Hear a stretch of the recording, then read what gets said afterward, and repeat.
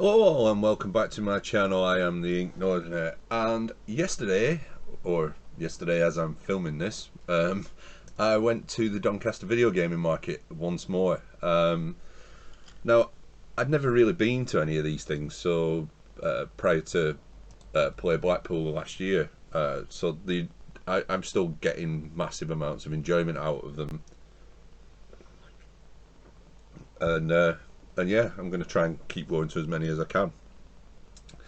So I turned up about 1 o'clock-ish, doing jiu-jitsu in the morning. I drove straight from jiu-jitsu to Doncaster, and I went in. First stall I went to was Hidden Chess Gaming, talking to Doncaster and Liam, and what do you know, I picked a couple of games up off of them. So I was looking through the green spines, which is unusual for me, and came across two original Xbox games that I was after.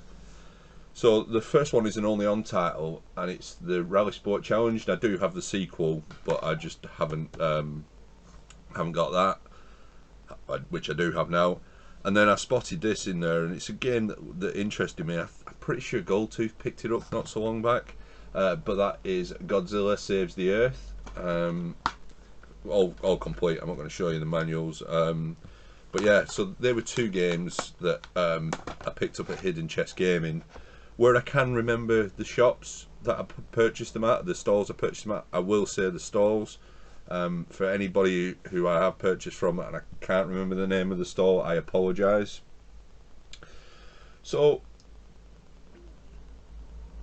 from talking to Dan, I went straight to Dan's stall, Dan and Liam's stall. I went back to the beginning, and the first stall I came to was Console Passion, and I managed to pick up 3 games from Console Passion. One's backwards compatible, the other 2 are just original Xbox games. So I was a bit worried that I'd already picked this up, but I didn't. So the first game that I picked up was Mortal Kombat for the 360. So this is backwards compatible. I've not really played a Mortal Kombat in ages, so it would be good to get on that. And then I grabbed 2 original Xbox games from there. Again, not backwards compatible, but they were games that I wanted to get. So the first one is Tack and the Great Juju Challenge. So it's a 3D platform by the looks of things. I'm pretty sure Tack was on PlayStation as well. PlayStation 1 game originally. And I also picked up Baldur's Gate Dark Alliance. So this is a what's the game type that I want to say it is? Top down hack and slash. I can't remember the name of the style of game. It's a top down hack and slash. The name escapes me as to what game it was linked to. And then from Console Passion, I spotted Stu, Tutti and Rob. They had their stall there again. When I got to the stall, Rob was quite busy, so unfortunately I didn't get much chance to talk to Rob. But I went and I spoke to Stu whilst I was looking at his Xbox stuff, and I was talking to him for a while, and then I spotted this. So this is a relatively strange one for me to pick up, because it's retro, I guess, what you would call true retro. And I picked up Fakkasnado on the NES. Now, I knew nothing about it.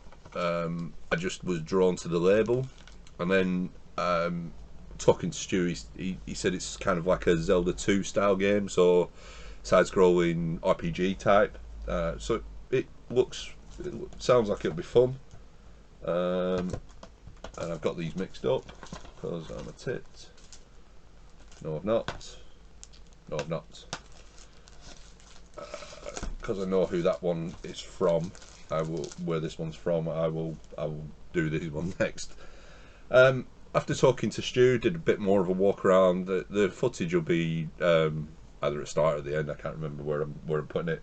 And I went to Metal Games. So I want to say they're from Glasgow. They are definitely Scottish. and the accent did remind me of more of a strong Glaswegian accent, but it was reasonably loud, so I may be completely wrong and picked out the wrong part of Scotland there, which is bad considering my background. So I picked up 2 games from them. Both of these are backwards compatible. The first one is the first Templar, which has a really nice cardboard sleeve to it. It's a story-driven campaign game, and I don't know much about the game itself, but obviously I'm aware of the Templars. It is backwards compatible. And the other one I picked up was Of Orcs and Men. So I'm pretty sure this has just gone on Games with Gold. You switch between brutal power of orcs and stealthy assassination tactics of goblin. You're fighting against humans, I think, as orcs and goblins. Interesting premise.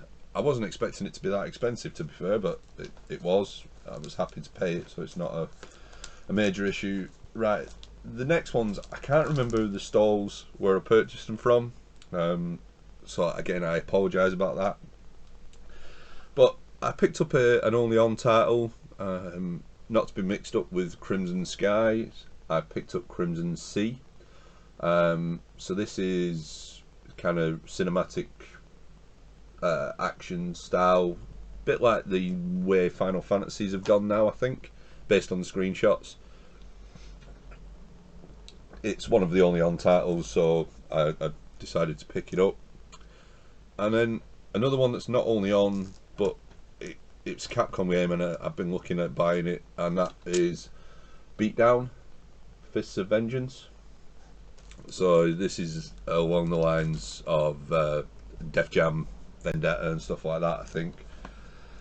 And then the last 3 games are all 360 games. They're all backwards compatible. The first one I picked up is MX versus ATV Reflex. I keep looking up there because I've done some other pickups recently, and I'm worrying that I've actually picked these things up and knocked it across them off my list, but no, I've not. And I also got Rayman Legends, so not much needs to be said about Rayman. It's a platform game. And the final game that I picked up was Fable Anniversary. So this is the bundle copy of it, but it would be good to play. I've got it digitally, so I have already played it.